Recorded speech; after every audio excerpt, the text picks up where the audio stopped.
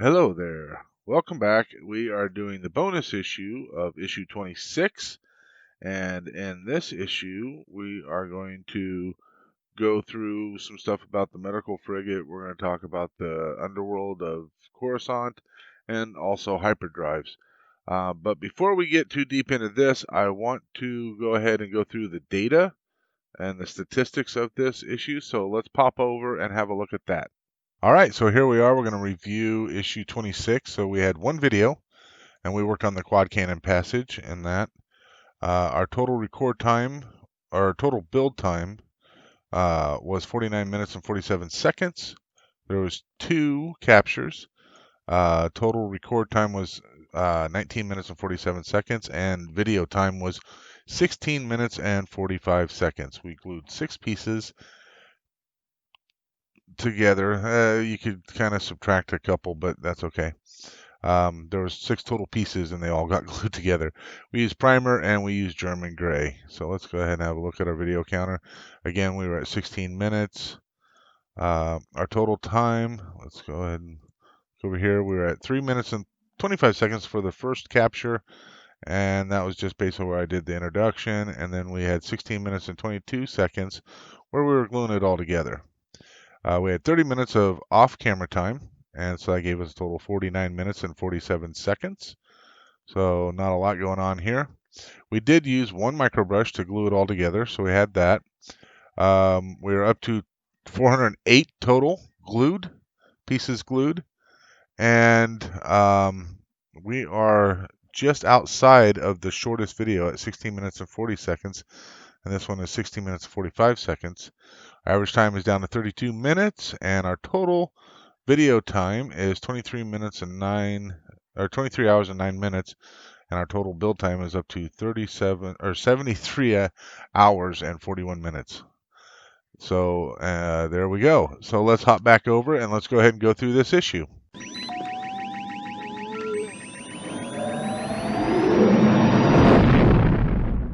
All right, so I hope you enjoyed that. Not getting a whole lot of feedback. You guys need to throw some comments out there and let me know if you're enjoying that or what have you. So I'll be more than happy to continue doing that. So let's go ahead and get started with the Medical Frigate Redemption, and we'll go on from there. So originally it's an Imperial Nebulon B escort ship. The Redemption was used by the Rebel Alliance as their main hospital ship. The frigates were the vessel of choice for escorting Imperial supply convoys across the hyperspace lanes. So technical design from the quad drive yards. EF-76 Nebulon B frigate was modified as the type. Its length is 300 meters. Its speed is 800 kilometers per hour. Its affiliation is Republic now, obviously. And it's got some weapons. We have 2 Time and Bach X-17 turbo laser batteries and 8 Borstel Galactic Defense RH-8 laser cannons. Its shielding is a Delphus JC-671 deflector shield generator and the Sarin Seal shield system. All right, so let's go ahead and dig into this thing. So it's crazy long for really no bigger than what it is. I mean, its length is right up there with something that should be a much larger ship, but by displacement sake, it is a frigate. Although slower and less maneuverable than the Corellian corvettes that were previously used for Imperial escort duty, the Nebulon B frigates were less costly to manufacture than Star Destroyers and were equipped with heavy firepower to deal with large attackers. And so, however, the Nebulon B was not as fast as many other capital ships, even with a Class 2 triple time hyperdrive unit fitted. They were large ships, scaling 300 meters long and 166 meters high, and composed of a main section with a slender spar connecting to a smaller propulsion module featuring an array of 7 Kuwait Galaxy 15 ion engines. So this is the main part of the ship here, and then back here by this droid's head is the engine pod, essentially. So, so the rebels basically what they did was they were capturing some in battle. They'd steal some. Sometimes the crew would defect and all that kind of stuff.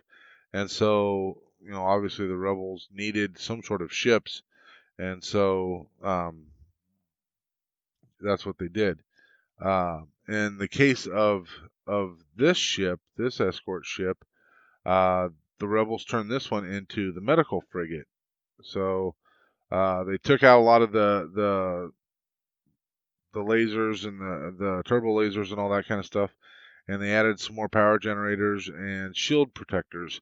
So that was kind of their goal for the whole thing. It did, and they did use some titanium to reinforce the alloy hull, and they often used as command ships, and the other ships like that. So it could take care of 700 patients at once, and then it had 16 back to tanks, and the back to tank is what Luke was in on Hoth after his bout with the Wampa.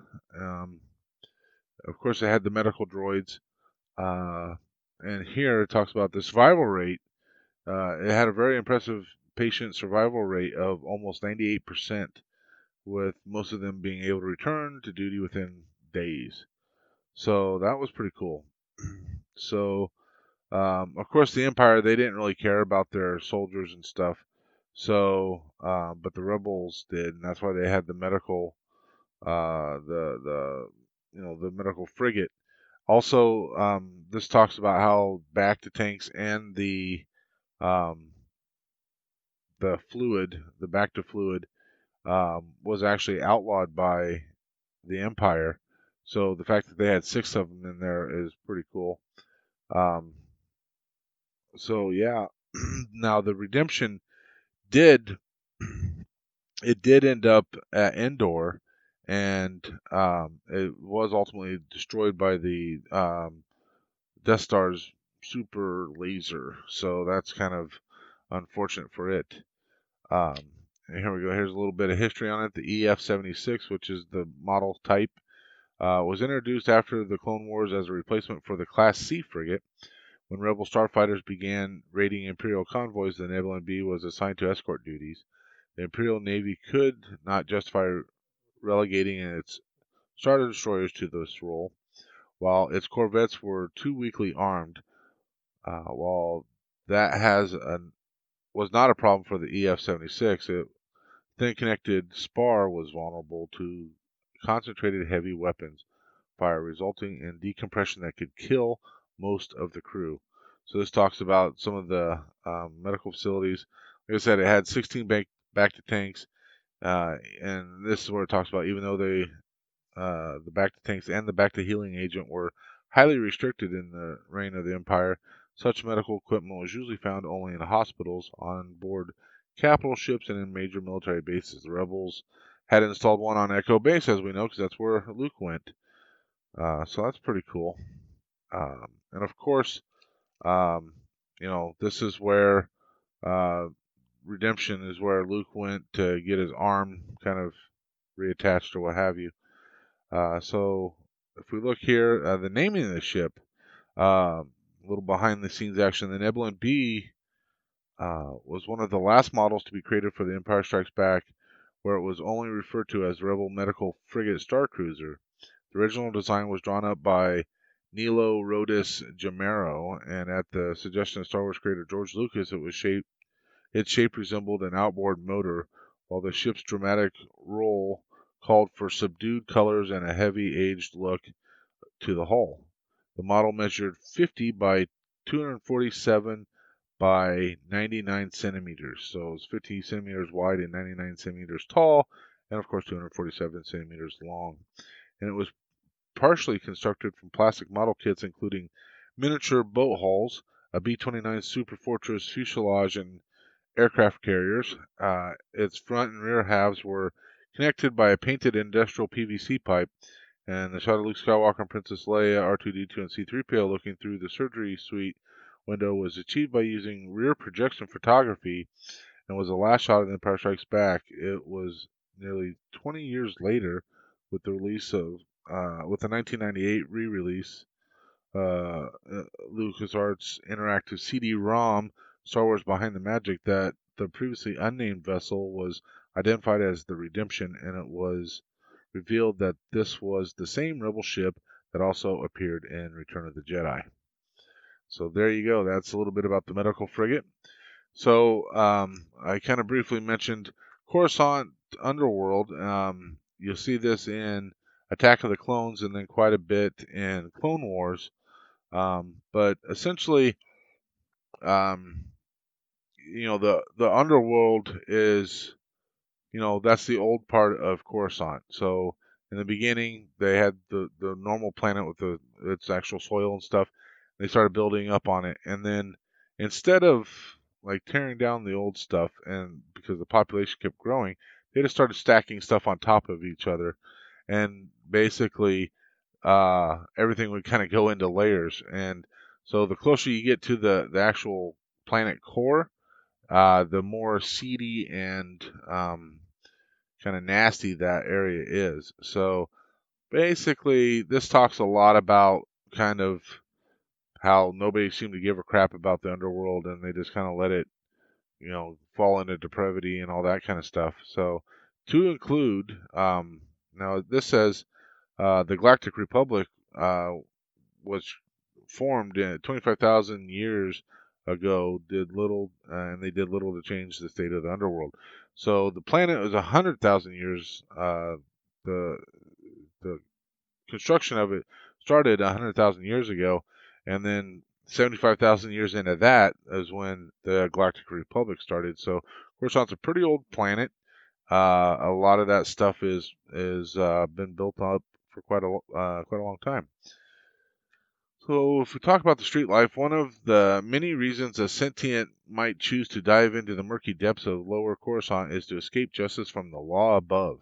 Given the violent nature of the underworld, it's often the case that the life they are choosing to escape is far worse than any jurisprudence they might face above. Street gangs, thugs, thieves, and extortionists all roam the neon infused streets of the lower levels, preying on the weak and the unprepared. Vigilantes defend the people of their blocks from criminals who may target them. As vast and cosmopolitan as the sprawling streets of the surface are above, the miasma of streets below is just as eclectic. So there you go. This talks about to keep departing storm clone troopers on leave away from the more refined parts of the planet. Their bars and their R&R sites were down in the depths of the Coruscant Underworld. That way they could cut loose, no one was hurt, or at least no one important. So that's kind of funny. So yeah, pretty much nobody gave a crap about the underworld. They didn't really care to do anything with it. Uh, there was a section in here I was fairly confident I want to talk about. So they put in like huge blast doors to keep everything out. One of the interesting things was it's somewhere in here. It talks about how they kind of got rid of some of their trash and stuff. They just compact it and put it in a box and throw it in the underworld. So that's pretty kind of sad. Um, so this here is actually quite interesting and important, I think. The abrupt replacement of the Galactic Republic within the indomitable First Galactic Empire meant that there was little hope of change. Indeed, many political undesirables were unable to escape Coruscant after the Empire's planetary lockdown. They fled into the underworld. After the execution of Order 66, a number of Jedi and their sympathizers were forced to take shelter there, hiding their heritage from all around them and eventually resigning themselves to their fate and the fact that this grim realm was now their home. Forced to live in pitiful conditions, they survived on stolen power, tapped from the planetary power grid, and sometimes had to eat fungi that grew on the dank walls. So, according to this, there was some Jedi down there. Now, we do know that Vader kind of goes on a Jedi hunting spree, so I would guess that was one of the places that he would have went to kind of hunt down some of the Jedi. So that's pretty significant. Do a little behind the scenes action here. The pursuit of bounty hunter bounty hunter Sam Wessel in Attack of the Clones gave the design team in Industrial Light and Magic the chance to explore the multi-layered environment of Coruscant properly for the first time. As ILM's Doug Chang explained, Episode 2 is a lot moodier than Episode 1. There's more that's hidden, more that's in the shadows. So you're not sure what you're seeing. That whole play of the illusion is much stronger. Concept artist Ryan Church talked about the direction Star Wars creator George Lucas gave the team. George asked us to break Coruscant down into several neighborhoods. He told us that he envisioned the city working on a number of levels, from the financial district on the upper levels, moving down to the utility district, and finally down to the entertainment district. The animated series Star Wars The Clone Wars added further levels, exploring the darker places where there those unable or unwilling to live in the light dwell in the shadows of Coruscant. So that's pretty crazy. The creatures. Now, one of the things it did talk about just the way, because the way that the planet became like an entire cityscape. A lot of the natural creatures to the planet ended up, dying off. So that's unfortunate. With most of the city foundations filled with tough and long-lasting Duracrete, the Duracrete slug is a dangerous nuisance. Growing from anything between 5 and 10 meters in length, these blind and armored burrows can weaken the foundation of the buildings above, causing untold mayhem and destruction. Conduit worms are unique, unusual species with no discernible head or body. They grow alongside electrical cables, leeching the power to survive. In extreme circumstances, a hungry conduit worm can attempt to burrow into a humanoid brain to feed off its electrical impulses. Able to grow hundreds of meters long, so they are the scourge on starships and treated as vermin. Stone mites are equally as destructive, feeding off hull plating and metals by using their strong jaws and saliva composed of acid. Genetically engineered, they can fuse together and protect themselves by dealing out electrical shock. That's pretty crazy. So this here talks about this is a conduit worm here. We kind of hold that up. And it says that the conduit worm on the right have no obvious head, tail, or body and appear as branching threads, growing new threads, or sprouting electronic components whenever a new organ is needed. They can grow to hundreds of meters long, feeding off any power source. So let's get this. There we go. So all this, that's one big conduit worm. Ugh. Well, we don't see that too often. All right, so hyperspace. So as we all know, hyperspace is the way that we get from point A to point B rather quickly.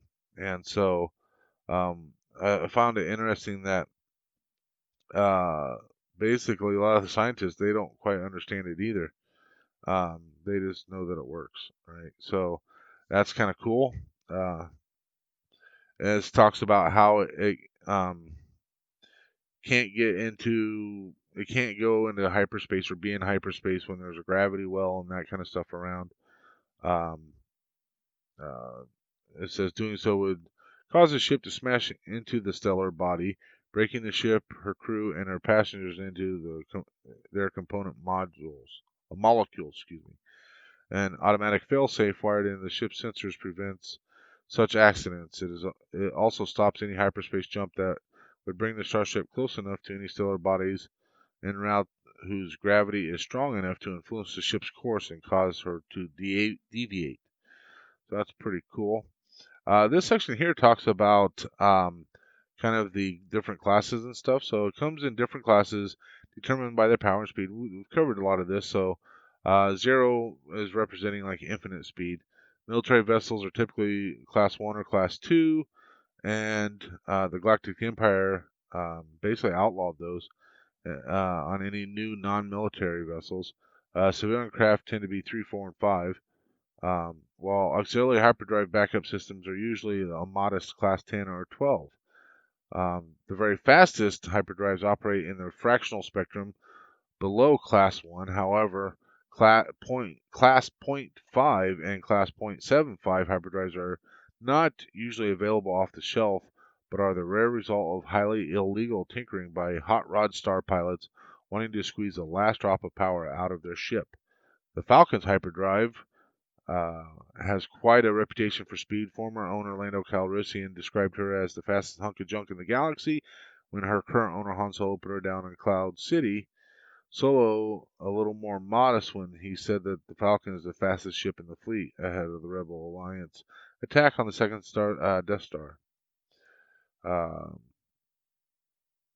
these days, the Millennium Falcon enters hyperspace with a highly modified Issue Sim SSP-05 hyperdrive, which is so souped up that it is practically unique. Even her backup drive has been upgraded to a Class 10.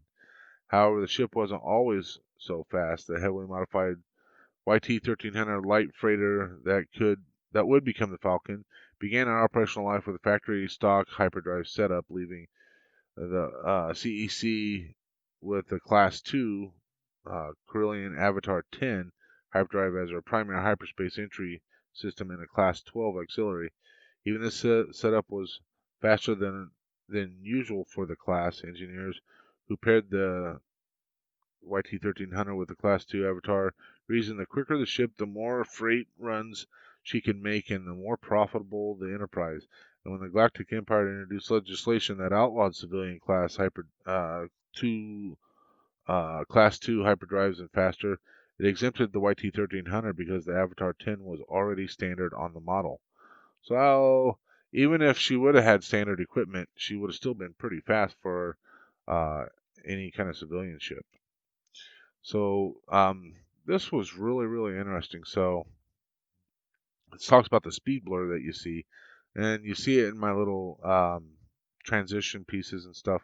Not quite as cool as these ones, but some reason I can't generate as many stars. I don't know why. Seeing the Millennium Falcon enter the hyperspace over Han Solo and Chewbacca's shoulders in Star Wars: A New Hope sent cinema audiences wild in 1977.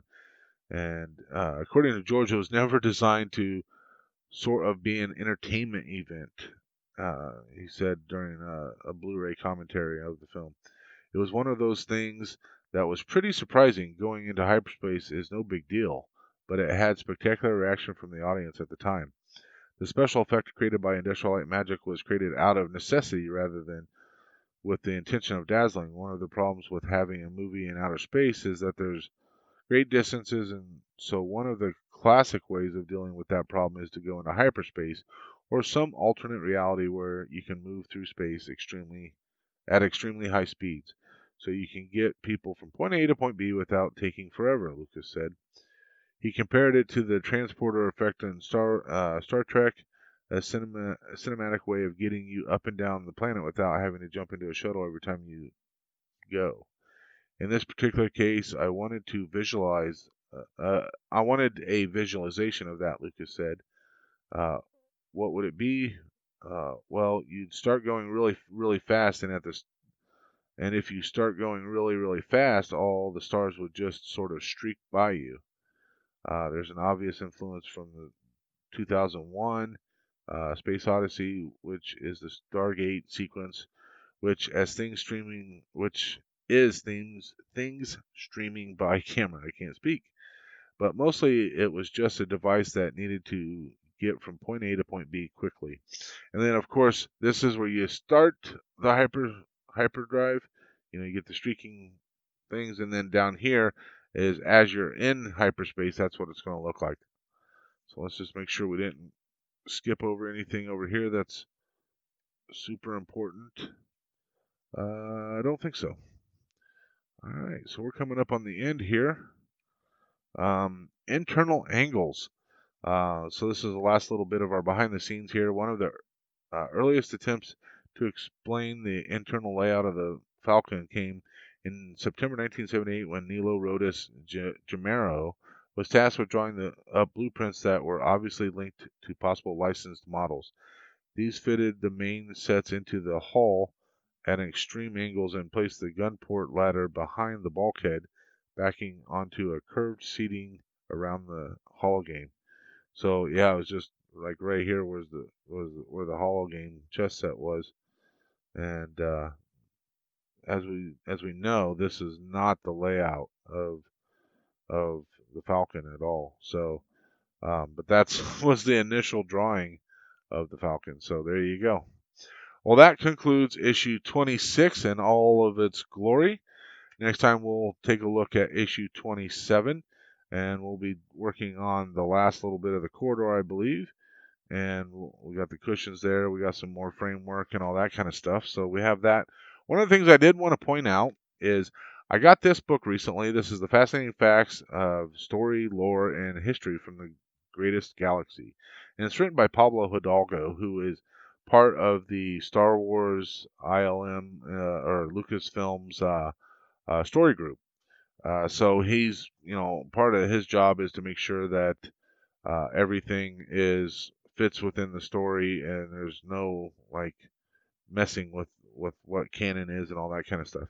So I just recently got this, and it was pretty interesting. I kind of went through some of this stuff, and I mean, it covers everything from the lore of Star Wars, but then also talks about some of the just the kind of history points of like just maybe quotes from somebody or stuff like that. So High Flying Cosplay, in conjunction with the latest Star Wars film, ANA, the largest airline in Japan, dressed up jets in their fleets as Star Wars droids. This includes R2D2 jet, a BB-8 jet, and a C-3PO jet. Anthony Daniels actually signed the C-3PO one when it was unveiled in Tokyo airport in a special ceremony, and I had already heard about that, so that was pretty cool.